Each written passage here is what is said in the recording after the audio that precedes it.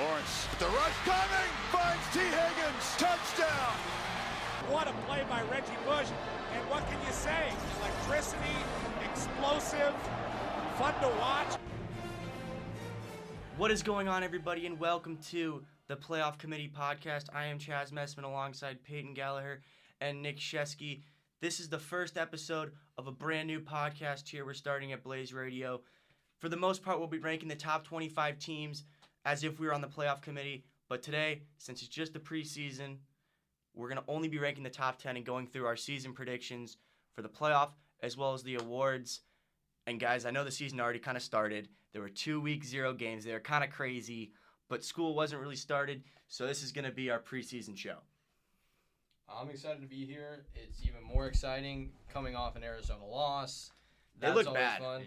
They lost to a Hawaii team whose star quarterback threw 4 interceptions, and I think Hawaii turned the ball over 7 times, and they still could not win. Yeah, but did you guys ever really think Arizona was going to beat Hawaii, though? I picked Hawaii. Yeah, I picked Hawaii as well. Hawaii, that's a good Hawaii team. Cole McDonald is a good quarterback, but like you said, he threw four picks in the first half. I believe they fumbled bent 2 more times. Exactly. Hawaii was not good. The football overall was probably pretty sloppy. Felipe Franks for Florida was sloppy, although that Florida defensive line was able to help them get the job done at, Camping World Stadium, I believe, in Orlando. In Orlando. So they moved to 1-0. Miami's 0-1. But we're going to do a preseason podcast right now. So first we're going to start off ranking our top 10s right now. For me, at 10, I got the University of Oregon.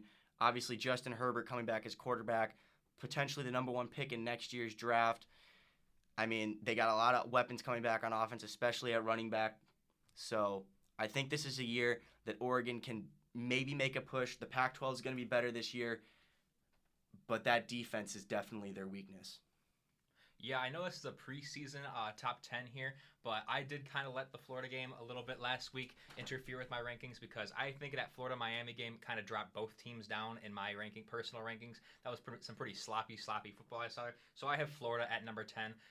To get them to rise up, I'm going to have to see them win a couple more games. I'm going to see Felipe Franks play a lot better than he did that first week. Chaz, I'm in congruence with you here. I will be inclined to put Oregon at that 10th spot. I think that between them and Washington, the Pac-12, maybe you throw Utah into that mix as well. We'll definitely have a semi-legitimate, at least, contender for the playoff when it's all said and done. I think for that to happen, you have to respect one of those 2 teams as a team that is going to be a top 10 caliber team coming into the year. Oregon has a little bit more of a proven track record with Herbert versus Eason. Eason's not played a game in a year plus. I like Eason a lot, and we'll delve into that as the podcast goes on, and that's why I am considering Washington in this pantheon of teams. Absolutely. But I think on the defensive side of the ball, we've got a few more established things with Oregon, a little bit more talent, which sounds odd to say, but with Dye coming back, and now you add the number 1 player in last year's class, and Thibodeau at safety. Absolutely. They're looking really good on the defensive end of the ball, and obviously the offense is going to be there. Like you said, they're returning 7 defensive starters and 10 offensive starters. Their entire offensive line's coming back. That Oregon team is they're going to be a good team. Herbert does not come back if there is not a chance of them winning a championship. Absolutely. The one thing I think that we need to talk about Herbert is the fact that his completion percentage and his efficiency went down last year from the previous year. I don't think it's going to be something to really worry about. It's a new coach. Exactly. It's a slightly new system. He's getting a little bit more exactly. comfortable in it. And like I said, 10 offensive starters coming back. I think that Oregon team, if they're able to go undefeated, have a real chance and a real case to make it into the college football playoff. And maybe the best offensive line in the country as well. Oh, yeah. No, they're loaded. I had Washington at 14 for the same reasons, just a little bit more unproven, but we know what Chris Peterson is as a coach. He's gotten them into the playoff before, so, we know he can do it again. I think Eason, no slight to Moore and what was accomplished at Boise State, because Kellen Moore is one of the best quarterbacks in college football history. Exactly. Recent memory. I believe he's the most winningest, right? He beat Colt McCoy's. He does hold that record, yeah, he beat Colt McCoy's record. But Eason undeniably is the most talented quarterback that Peterson has ever had the ability to coach. Absolutely. He probably would still be at Georgia if he didn't get hurt, because he's a more talented quarterback than Jake. He's the number 1 quarterback in his class. Yeah, I think he's a more talented quarterback than Jake Fromm. Jake Fromm's just a little bit more polished. Yes, I agree. Alrighty, at number 9, I put Utah, and the same thing is... Ooh. that defensive line is nasty.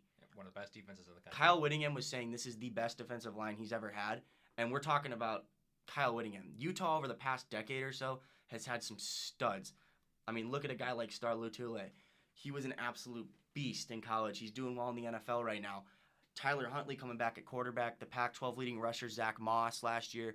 This Utah team is going to be really, really good and really hard to beat. Moss is an incredible player. I worry about injuries for both him and Huntley. We saw them both last year go down in the ASU game. They're going to have to carry a large brunt of the offensive load. I believe they do have Covey back as well. That guy's been in college for a billion years.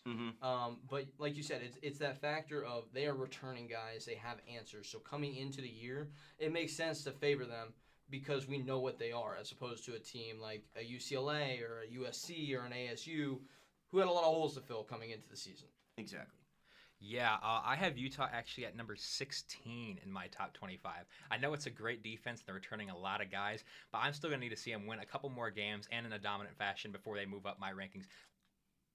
I was just going to say that I think the Utah hype, I'm with you, is getting a little bit out of hand. Yeah, exactly. It's a bit out of hand, but my thing is they're saying, oh, they haven't won a meaningful game. We're talking about Kyle Whittingham. He's won games when it matters. I think they got what it takes. I'm not saying that they're going to be in the playoff or whatnot, because I think Oregon has a better set to end up making in the playoff. However, especially as the season goes on with their talented offensive weapons. But as of right now, I think Utah needs to be ahead of Oregon based on how dominant I think that defensive line's going to be. All right, and we look at it in both cases, they're returning a lot of guys. Well, Utah was a better football team last year. Exactly. So on that premise, yeah, I understand it. I just think that Utah is a team that is perennially going to be very good, but perennially does not accomplish great feats. Like, of course, they're going to get to the bowl game. Of course, they're probably going to win 7, 8, 9, 10 games some years. So they're very similar to Wisconsin in that matter. In some respects, yes. I just don't know if they have that elite level X factor to get them onto the pantheon. I know I said that word multiple times so far, of a Georgia, Oklahoma, Michigan, Texas, the elite programs in the country. I agree. Yeah, but speaking of Utah, how about starting the season right off with the Holy War tomorrow, actually, on Thursday? What do you guys think about that? Is that kind of crazy, starting it off with a big rivalry game? I love it. Yeah. I mean, the first weekend in college football for a while, they need to have those interconference clashes. We got Auburn and Oregon. That's a huge game that we didn't mention about Oregon, and that could really set the tone for their season. But I'm so excited. Like the cupcake games, I don't enjoy them. You know, when Alabama goes and crushes, you know, Duke by 50 points, no one's gonna like that. Yeah. Go ahead. Yeah, it doesn't really feel like college football starts really with all these cupcake games until you get to like the conference play and you get the big teams versus the other big teams. Alrighty, guys. At number 8, I put Ohio State. New coach, Urban Meyer's gone. It's Ryan Day's time. Justin Fields is a transfer from Georgia. He's able to play immediately. They do return a guy like J.K. Dobbins, who's one of the best running backs in the country. That pass rush is going to be good with Chase Young. They got a decent defensive backs. We know that they just keep reloading and everything. I believe his name is Adubaka. I can't pronounce the name, but that guy can ball. He's right now they're saying is going to be a top 10-ish pick right now. So Ohio State's got talent, but I don't think it's the same as in years past, given that Urban Meyer is gone.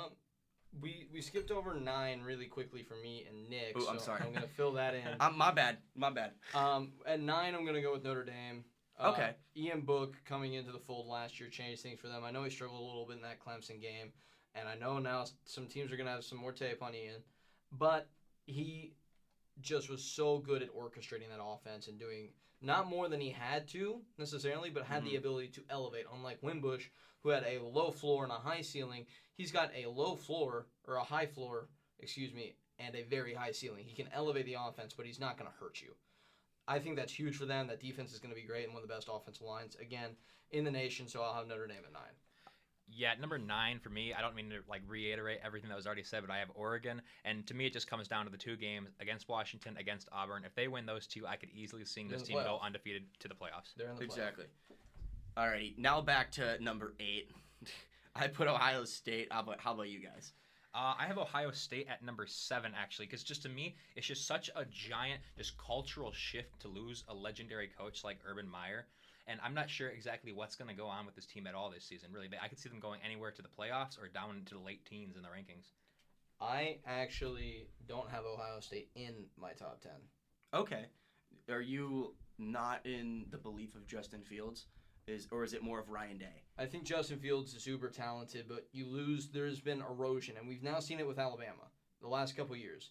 They get into these big games, and the elite coordinators that they've had over the years that leave year after year, that has a residual effect. Mm-hmm. Now, you look at all the coaches from Ohio State over the last couple years, whether it's Fickle going to Cincinnati and having success. Greg Schiano's gone. Schiano's gone. All of those coaches that have left over the years, and they do have talent, yes, but it's not just going to turn over from year to year because they're Ohio State.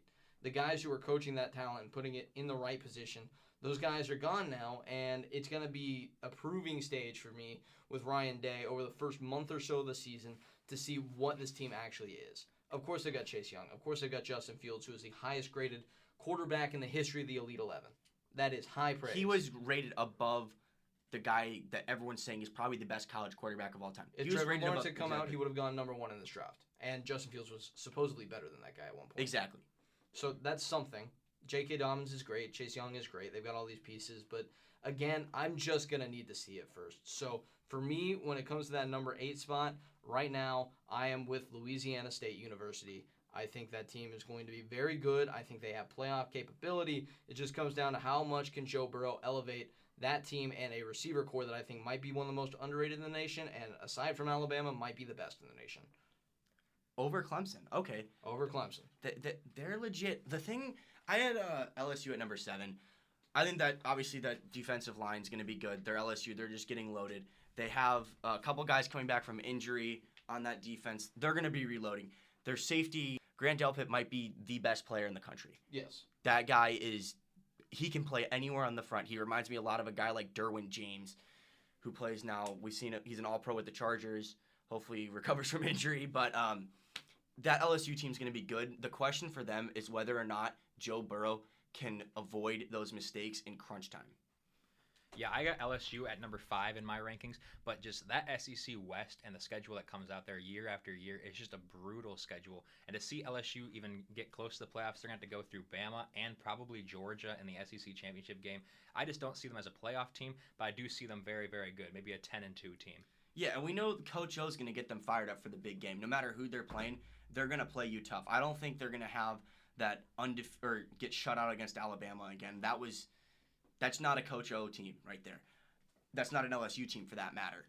But they're going to be improved. The thing is that they're just, like you said, the SEC West is just, it's so tough, especially with a team like Texas A&M, who might be a dark horse playoff team if they're able to get through that just absolute brutal schedule. But yeah, the SEC West is probably just too tough for them to make it into the playoff for me. Yeah, I mean, and as we move forward here, the reason that we're talking about the SEC West so much is I think that with Auburn, if Auburn can throw their name into the ring, 4 teams in the West that can make the playoff.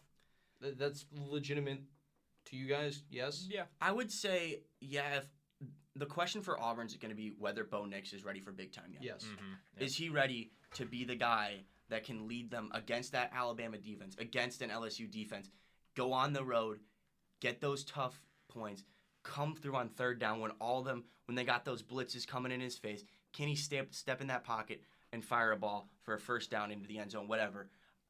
I don't know if he's ready for that, so I actually have Auburn all the way down to 20. And by the way, you're not going to find out in the Oregon game. Plenty of quarterbacks, you heard of Kenny Hill, have had great debuts, and a lot of that has to come from the fact that there just isn't tape on the guy. They don't know how to agitate him. The first game of the season, they're still, trying to get those kinks out of those holes. Right. And even if Bo Nix tears up Oregon, again, it's another situation where he said freshman quarterback, redshirt freshman technically, but in the SEC, if you've not played, you're a freshman. It's big boy football. You can't just step in and dominate unless you're an ethereal talent. I think that there will be some growing pains with this offense, although he is surrounded by a ton of talent. And now the coach that's going to be calling plays is back. Oh my gosh, I'm blanking his name. Gus Malzahn. Gus Malzahn. Gus Malzahn's calling plays again. Bo Nix, he can run. He's much more of a Gus Malzahn type quarterback. He's not Jarrett Stidham, classic pocket drop back quarterback, 3-step drop, throw it out. Bo Nix has got a little bit more athleticism in him, So I think that offense later in the year will be ready to rock and roll and will be better than it has been in previous years. But like you said, he's a true freshman. There are going to be growing pains. He's going to throw some bad interceptions. He's going to take a bad sack. And I think that's going to cost Auburn because these teams that they're going against in the SEC West are just so good. Yeah, I mean, we did see a true freshman tear up an SEC West team in the championship game last year. But that's Trevor Lawrence. Come on, that is man. Trevor Lawrence. Trevor Lawrence is a generational talent. I don't think Bo Nix is there. He's good, and there's a reason he was a 5-star, but he's not Trevor Lawrence. I know. And I'm not saying he's Trevor Lawrence, but I am all aboard the Bo Nix hype train. Bo Nix might be one of the best just statistical high school quarterbacks to ever come out of the state of Alabama, and I'm all excited for it. Yeah, I mean, but it's just the question's gonna be when that Alabama front four are coming after him. But yeah, moving on to mine was number 7. What were your guys' number 7s? My number 7 was Ohio State, and I already iterated it earlier. Just have no idea where they're really gonna end up, so I had them at number 7. I have Michigan at number 7. I think Michigan has the highest ceiling of any of these teams in that second tier that are not starting the season in the top 5 because they moved to an offense that I think complements their personnel a lot better than the pro-style system that they were running in the past years. Now they're in a true spread offense with Shea Patterson. Patterson was able to dominate in that system at Ole Miss. They've got Donovan Peoples-Jones on the outside. Tariq So much Black. talent. I think they're finally going to be able to get the best out of it. I think that offense has electric upside, and we know what that defense is capable of. Oh, exactly. One of the best secondaries, probably the best secondary in the entire country. The new offensive coordinator is the key for them because you'd watch Michigan over the last few years even, especially last year though. It'd be so frustrating when you'd see only two wide receivers go drop back, and you have Shea Patterson in the pocket, and there's 2 wide receivers. There's nobody open. It's just it would be so frustrating because you know what he's capable of. We saw what he did at Ole Miss. We saw what he did in high school, and it felt like he had these shackles on. Yes. And he wasn't allowed to do what he does well, and that's just improvise, create space for players with that crazy good offensive firepower that they have, especially at the wide receiver position. Shea Patterson should never line up under center unless they are 2 yards away from the goal line or it's 4th and 1, period. You are utilizing his talent. His talent is being able to see what's coming at him instead of having his back turned, running back to fake a handoff or do whatever he's doing, and make adjustments on the fly. That's what sets Shea Patterson apart. So I think if Michigan actually does that with their offense, Harbaugh doesn't freak out the first minute they run into adversity and subjugate everything and go back to a pro-style offense, which he has been privy to do in the past, they're going to be fine. This is a year also. If they don't beat Ohio State this year, Harbaugh might get fired, regardless of how good they are. Urban Meyer's gone. Jim Harbaugh is now the rock star of the Big Ten. Yeah. Who's the coach to be beat? It's Jim Harbaugh. Exactly. Nobody else in the Big Ten right now has that kind of pedigree, maybe outside of D'Antonio at Michigan State, but it's his time. Yeah. It's all cards on the table time now. Yeah, I would say this is Michigan's year to really just go for it and take it. They got to go to win the Big Ten and make the college football playoff. This is their one year if they're going to do it.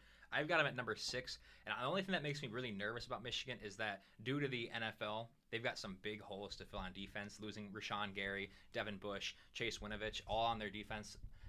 That just gives me kind of a little bit of an anxiety for what Michigan's going to do on their defense and how they're going to replace those guys. But I think they still could be very fine. Solomon gone too, transferred to Tennessee. That was a 5-star that was supposed to really step into the hole left by Winovich and Gary on the edge. Yeah. So now I guess we move on up the rankings. I believe we're at number 6 now or number 5? Yeah, at number 6 I have Texas. Hook 'em horns, baby. I think this is Texas's year.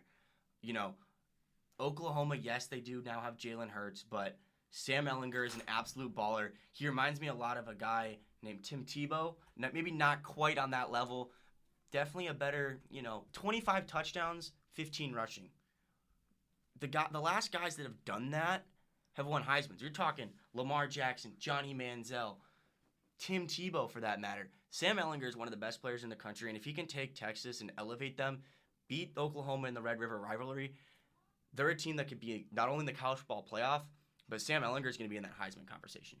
Yeah, I have Texas at number 8 in my rankings, and they're not playing Maryland this year, so the only team standing in their way of the college football playoff is Oklahoma, really, in that Red River rivalry game. I would say Iowa State because Matt Campbell's team, Brock Purdy, they're going to be a good team. They're going to be one to watch, not maybe for a playoff, but maybe a New Year's 6 dark horse level team. But bottom line, Texas is going to be good. And you go. I'm infatuated with that whole Red River rivalry this year because this is the highest stakes it's been in so long. It's more wide open. That game could determine who gets a playoff spot. Exactly. We saw what Texas was able to do to Georgia last season.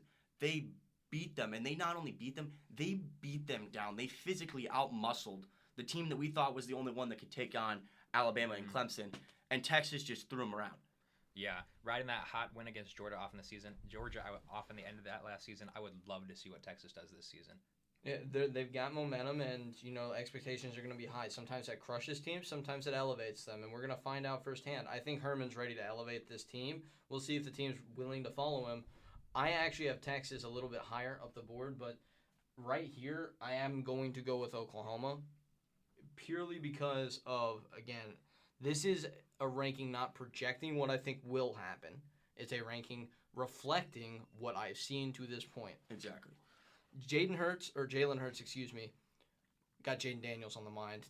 It's a 24/7 addiction. I apologize. It's all good. But Hurts showed last year he could throw the ball down the field a lot better than he had in the past. And we know what he can do with his legs. They surround him with 3 of the top 5 or so receivers in the country in terms of recruiting in this past year. Really excited for Not Jaden to mention Hazelwood. they return possibly the best in CeeDee Lamb. We Yes. saw what he did against Alabama in the playoff. That guy Yes. it's just an absolute Top 10 physical pick. nightmare. The top 10 pick in this draft. They've got Rambo back. They've got Calcaterra back. A couple replacements on the offensive line, but I think this is going to be a more power-oriented offense than it has been in the past, which will offset their downfield passing game, and I think it'll really help them out because in the past, Oklahoma struggled to contain the tempo of games and make games go their way. Against great teams, they struggle because they can't control the time on the clock. They're not a TOP They score offense. too fast. Yes. They score way too fast. And they their tire out their is just defense. Awful. And that makes it hard on your offense because you have to outscore Alabama. Mm-hmm. Yep. You don't want that. So I think having Hurts will take some of that pressure off. I just have to see it first. Exactly. That is all. Yeah. That pass defense, it can't be much worse than it was last year. I think it was literally the worst pass defense in the entire Yes. country. It's going to be better. It's not going to be so much better, but if they can get it good enough, they could find themselves right back in the playoff. And I also think that Hurts might have a shorter leash than anticipated coming in. I think a lot of people just expect him to be the guy. He chased Austin Kendall out before he even committed to Oklahoma. But the kid behind him, Spencer Rattler, was the number 1 quarterback in this past class and is about as talented as it gets. Prototype for Oklahoma's offense. So Red River rivalry game doesn't go as it should, and maybe they stumble.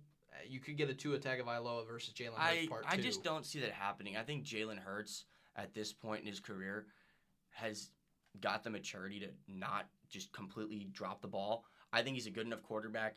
He's not going to be Baker Mayfield. He's not going to be Kyler Murray. People are all saying that the expectations for him are probably too high. Yes, he could be the 3rd Oklahoma quarterback in a row to win a Heisman. We saw what he did, especially his freshman year, putting up 30 touchdowns at Alabama. We know what he can do with his legs. He's so powerful when he just takes off up the middle between the tackles. He's so hard to bring down, but I think he's too good. This is his time to shine. He sat behind Tua Tagovailoa. The story is just, it's too good. Everyone's cheering for him. I think Jalen's going to have a good year. I don't think he's going to win the Heisman because I just think that the ceiling and the expectations are too high for him, but I want to see him do well. Yeah, I'm glad that you brought up his freshman year because I was going to say we know that Jalen Hurts can ball. And so I have Oklahoma actually at number 3 in my rankings. Wow. Yeah. Okay, I had him at 4. Yeah, because we know Jalen Hurts can ball, and we know Lincoln Riley's really good at coaching quarterbacks. He's had 2 straight Heisman candidates, 2 straight Heisman winners, and he might have a dark horse 3rd Heisman winner. And he's not a dark horse. Everyone's talking about. I would not say Jalen Hurts is a dark horse. Okay. And I'm just really excited for this Oklahoma team, really. Yeah, I mean, I had him at number 4. At number 5, I had Michigan. We already pretty much talked about that. If they're able to, release Shea Patterson and let him do his thing, with Tariq Black and Donovan Peoples-Jones on the outside, I think that Michigan team is going to be just so good this year. I think it's their year. There's a very high probability that is the case, and I'm not going to oppose it. I'm pretty sure we all have the same top 3 teams. Yes, in some order, it is Georgia, Clemson, Oklahoma on the brain, and Alabama. That has to be the top 3. I think Georgia, for me, is clearly a step below the top 2, but with I don't think so. I don't think it's a big of a gap as it has been in years past, but I think the difference is the amount of defensive just reloading. The fact that Alabama and Clemson, when they lose guys top 10 picks, Quinnen Williams, type people like that, they're going to place with another top 10 pick. That's what they do. I just think people are very quick to forget that Georgia had the maybe best recruiting class of all time 2 years ago, and those guys are a year older, and a lot of those guys got hurt and didn't get to play. That's true. That's going to be Zaire big Smith's for going to be back. That's DeAndre Swift, going to be a first-round pick probably next year. That guy, he reminds me of Saquon Barkley, just less athletic. With what he can do between the tackles, how shifty he is, and what he can do in the passing game. He's a rare specimen. He's one of the best running backs, if not the best running back, along with Jonathan Taylor of Wisconsin, in the entire country. That Georgia team's good. Jake Fromm, he's been to the playoff before. He's ready to rock and roll. It's a really good Georgia team, and they can find themselves in the playoff as two teams from the SEC West. Great. SEC. That's the thing with Georgia, and I guess it's somewhat the case with all of these teams. You got to beat Alabama. But I think that if there was a matchup today, I might take Georgia because I know more about Georgia's team right now. Alabama just suffered that loss at linebacker. I'm forgetting the player's name, but Moses. It was Moses. Dylan Moses. Dylan Moses is done for the year. That's Earlier huge. They already lost Mack Wilson and a bunch of other players to the draft last year. Alabama doesn't have that dominant middle linebacker that they've had in past years, and that bit them last year. It hurt them against because of Clemson. injuries, and it really did. You're right about that. Georgia's got way more established stuff coming back. I think if there is a time that Nick Saban is going to fall to a disciple, he has never lost to a person who coached under him at a point in their career. He has never lost. Undefeated. If that time is to come, it's this year with Kirby Smart. Yeah, the one worry I have about Georgia, it might be their secondary just because they did lose a first-round pick and then I believe a third-round pick or something like that. They lost two guys in their secondary, bottom line. And I think that could hurt them against a guy like Tua Tagovailoa. But who doesn't?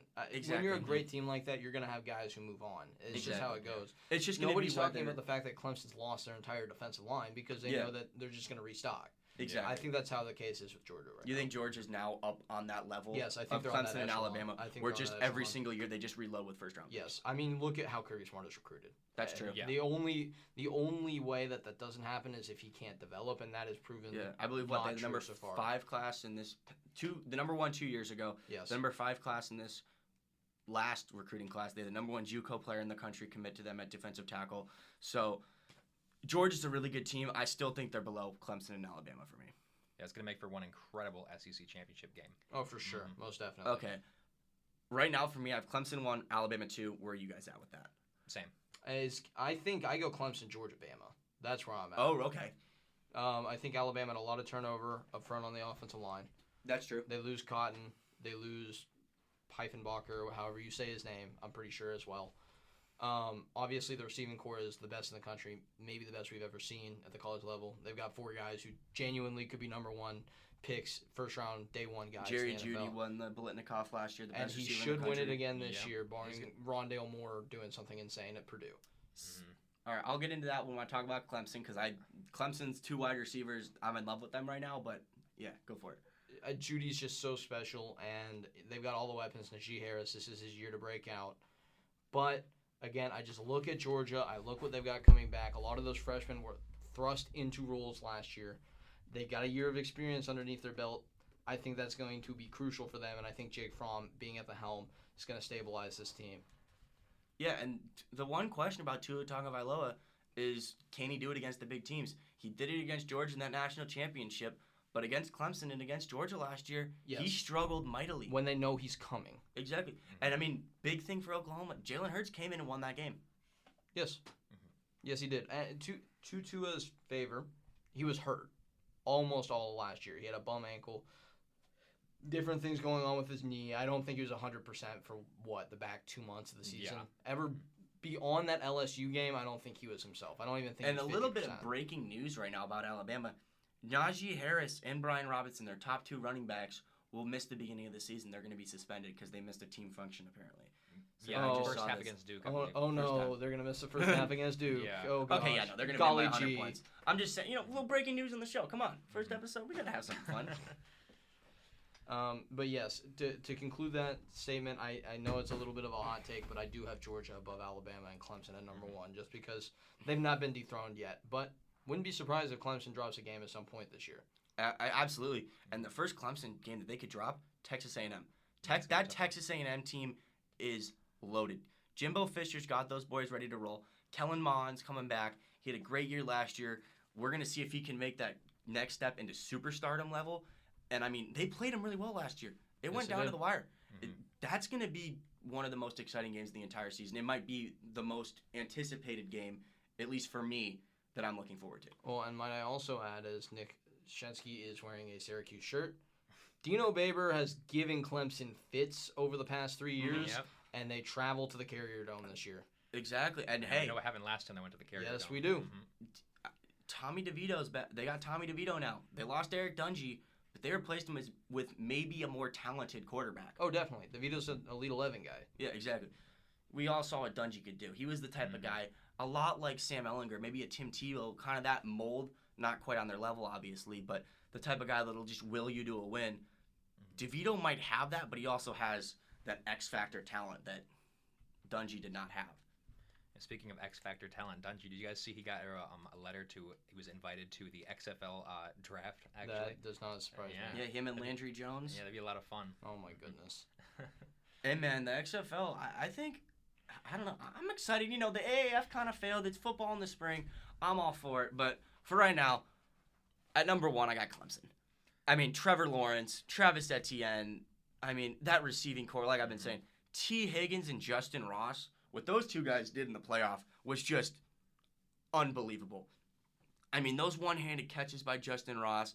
T. Higgins is an absolute monster, 6'4", 240 pounds, runs like an absolute just zoom. I don't even know how to explain how fast he runs. That dude's just a physical specimen. Trevor Lawrence is possibly the best college quarterback we've ever seen. He's going to be the best draft prospect since Andrew Luck, who obviously just retired. But bottom line, that Clemson team's loaded. And the thing about Clemson, they have not lost those offensive and defensive coordinators. They're not losing their assistant coaches like in Alabama has. Mm-hmm. So that is able to give them a level of consistency and maybe a turnover for those freshmen and those sophomores that are ready to take the next step to replace the guys like a Cleveland Farrell on that defensive line. That the coaches, it's the same guys, it's the same coaches, so they're ready to roll, and they know exactly what's expected of them, and I think they're going to just roll over, and they're going to be just as good.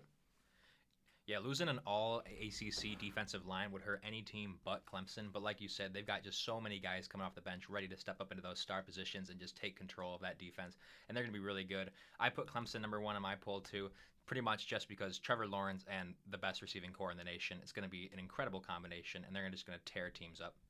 Yeah, I mean, you got to look at a guy like Xavier Thomas, one of the top recruits in the country a couple years ago. It's going to be his time to shine. You know, he's replacing Cleveland Farrell, all those guys, and I think this Clemson team's ready to rock and roll. Will they win the national championship? I don't know. But if they're able to overcome that Texas A&M team, I'm without a doubt sure that they're going to be in that playoff. Maybe even if they don't win that game. Just because the ACC is just not a very good conference this year. Florida State's down. Virginia Tech's not what they have been in the past. And, yeah. Here's the problem, though, Jazz. If they drop that A&M game, they don't really have much else in their schedule that they can prove themselves in. And if there's a lot of one-loss teams, I know reputation has been enough circumstance for teams to get into the playoff in the past, but they don't have a lot of leeway in terms of dropping games to teams they should beat. That's true, and there's turnover on the playoff committee this year, so there might not be that, they're Clemson. They just won the national championship. They're good. We know they're good. Let's let them back in. Maybe it's happened to Alabama in previous years. It probably has. But moving on to our playoff predictions, who are your guys' four teams? For me, I got, All right, I got Clemson at 1, Alabama 2, Michigan 3, Texas 4.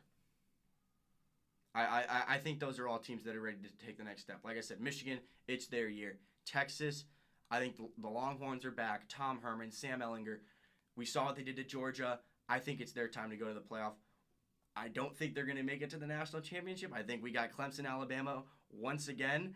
And I'm just going every other, so I'm taking Alabama over them. I think Nick Saban finally, you don't beat Nick Saban 2 years in a row. It just doesn't happen. Nick Saban's the best college football coach we've ever seen, and I think they get it done, and they win a ring again.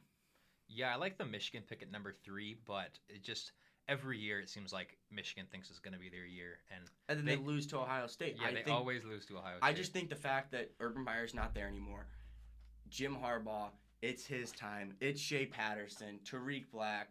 All those boys are ready to rock and roll. I think Michigan's their year. Will they win a national championship? No, because Clemson and Alabama are just a step above. But yeah, it's their time. These two schools those fan bases are ready, and I think they're finally going to get what they want until they play Alabama and Clemson. Yeah. So my top 4 are Clemson number 1, Alabama number 2. That's almost a given, and then except for Peyton. And then, shots. And then my number 3 is Oklahoma, a 1-loss Oklahoma, a 1-loss to potentially Texas in that Red River rivalry game. And then number 4, I have an undefeated Oregon team.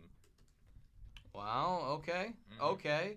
That's a big step. I'm not ready to do that yet with Oregon.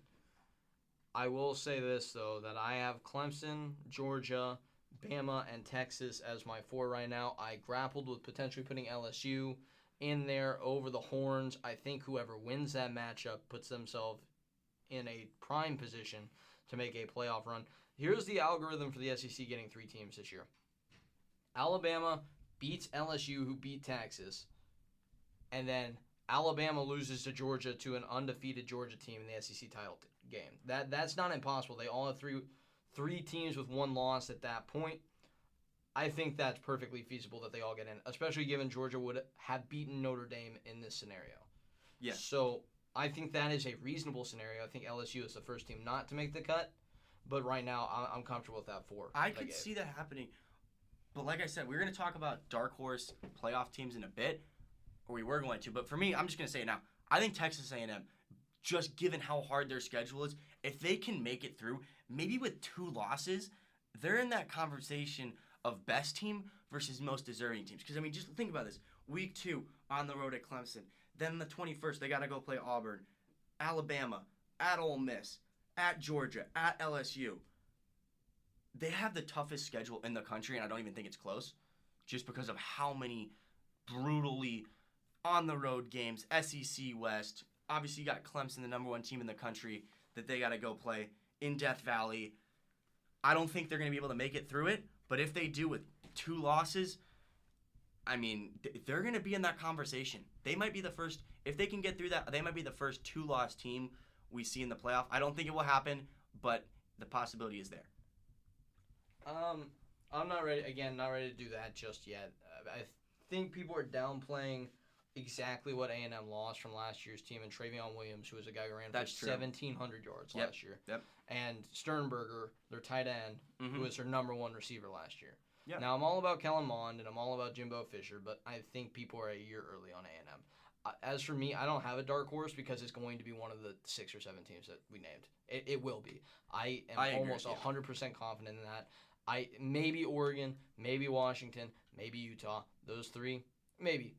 Here's a bold take. Maybe Army. Army? I got them in my rankings. Army was a 10-win team a year ago. 2 10-win seasons in a row. They got their play quarterback at back. Michigan. They returned a lot of what they have. You know, let's go crazy. Army goes undefeated. Why not? Yeah, you go. Yeah, this is actually a really fun hypothetical I ran into on Reddit the other day. Say Army beats Michigan and goes undefeated, and Michigan goes 12-1, Big Ten champions. Who do you put in the playoff? I mean, it has to be Michigan, but I would rather it be Army. Yeah, I'd rather be Army. It's the same thing, like UCF a couple of seasons ago. 2 seasons they went undefeated in a row. Did they get in the playoff? No, because they didn't have that quality opponent.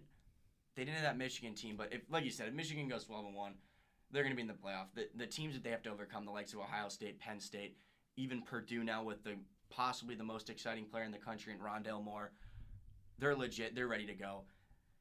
But yeah, look, I kind of agree with it. There's about 6, 7 teams that we know can make the playoff, and then there's about 4 or 5 in my mind, including Texas A&M, Oregon, Utah, that if they're able to go undefeated or get through their brutal schedules, that they could have a possible chance of getting into the playoff as that 3rd or 4th seed.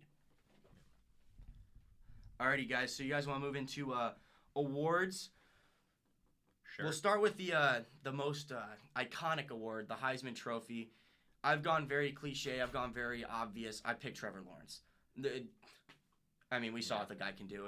Trevor Lawrence, the name should speak for itself of how good He is. He's going to be the number 1 pick in 2 years.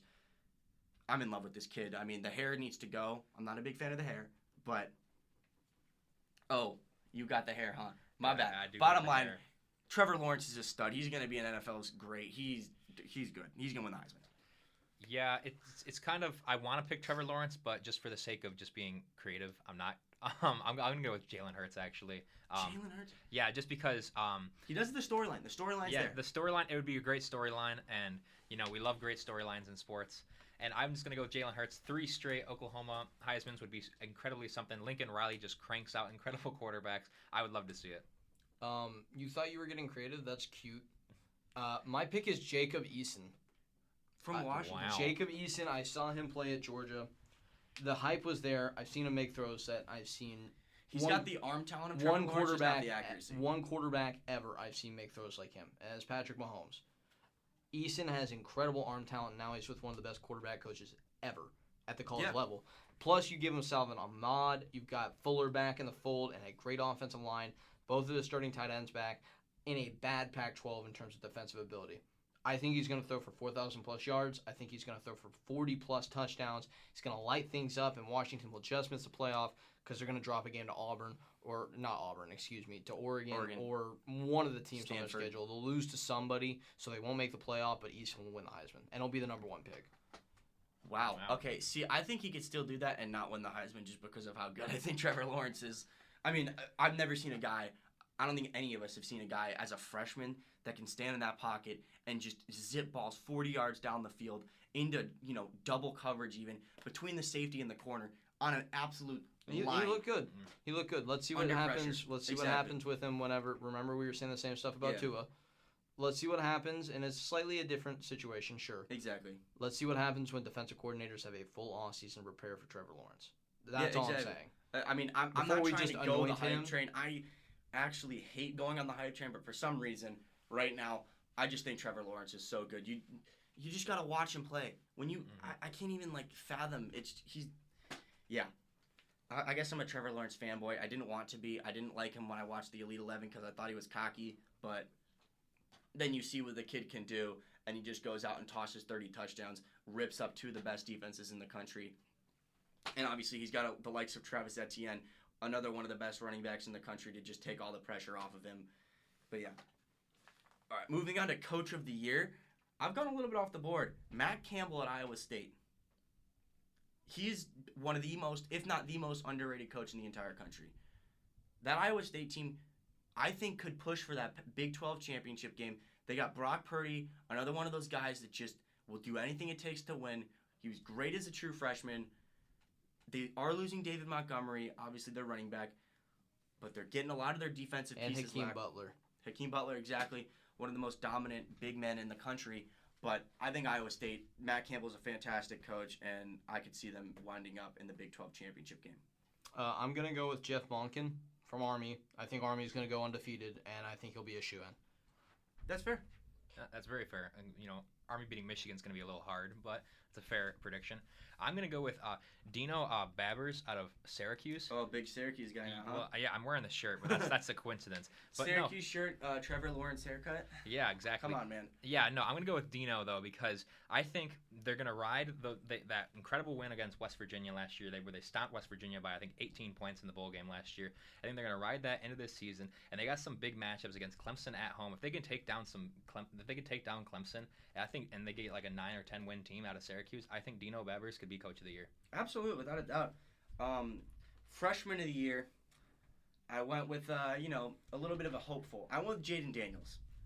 Mind you, look, obviously you could talk about a guy like Bo Nix, some of those wide receivers at Ohio State that they got, but the reason I went with Jaden Daniels, all 5 offensive line starters coming back. Mm-hmm. Eno Benjamin, 3rd in the country last season with over 1,600 yards rushing.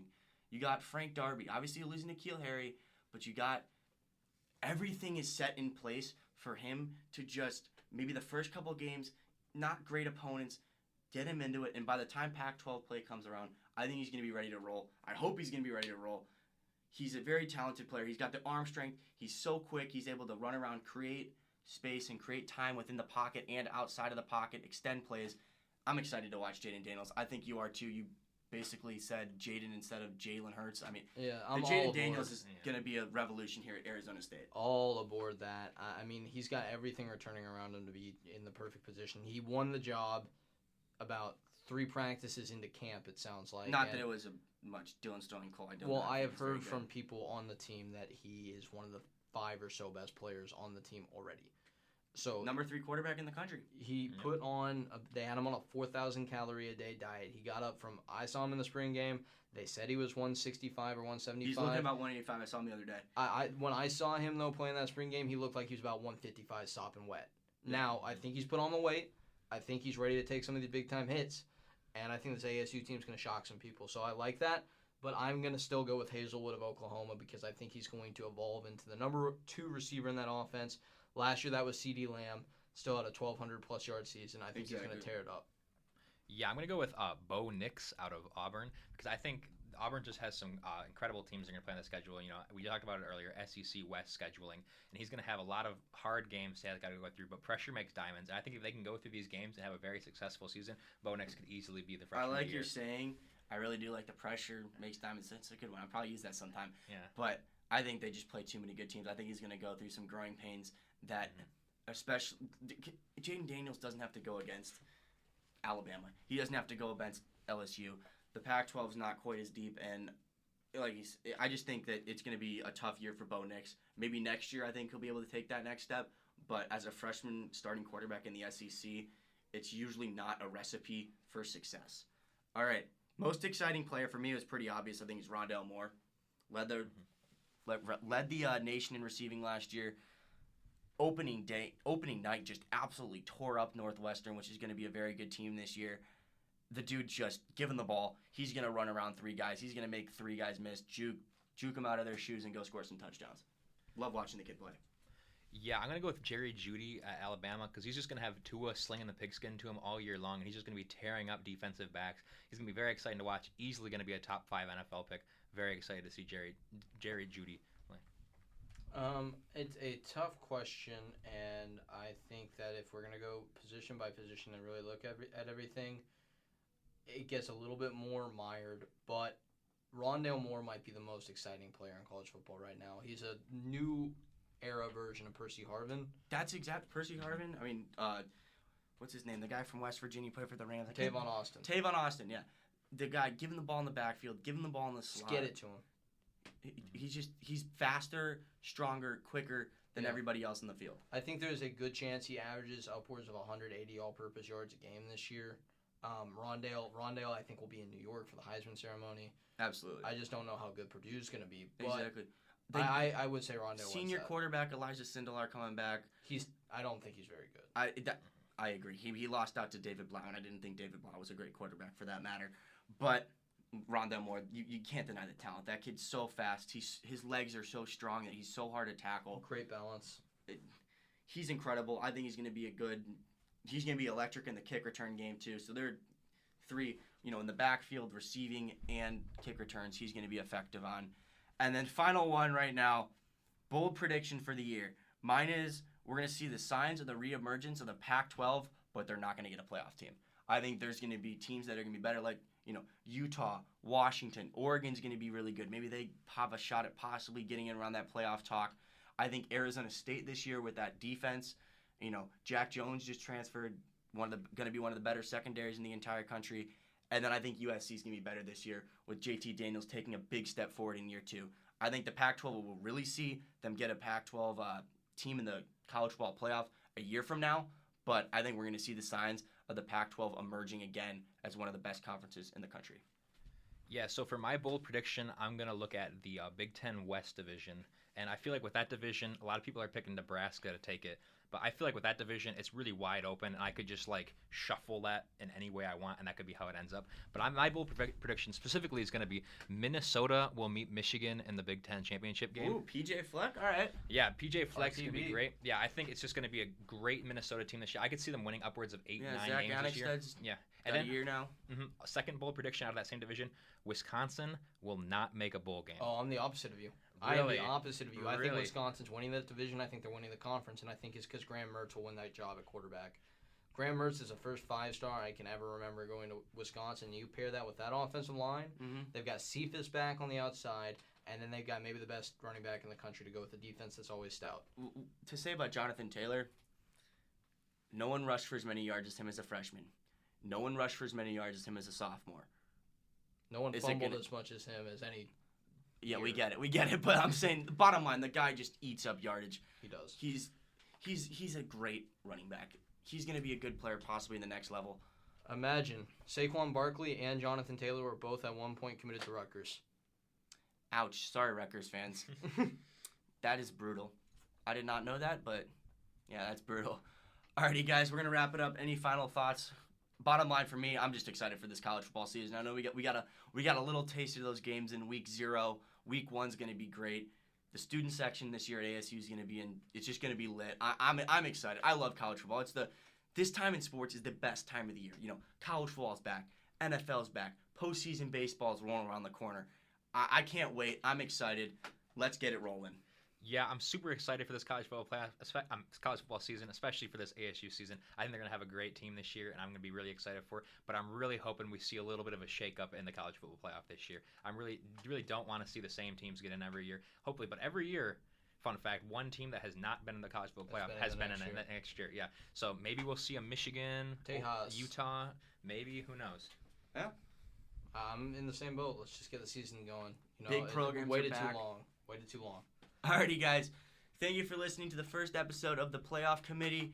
We'll be back next week with hopefully a full rankings and more playoff talk. I'm Chaz Messman alongside Peyton Gallaher and Nick Scheske. See you guys. Peace.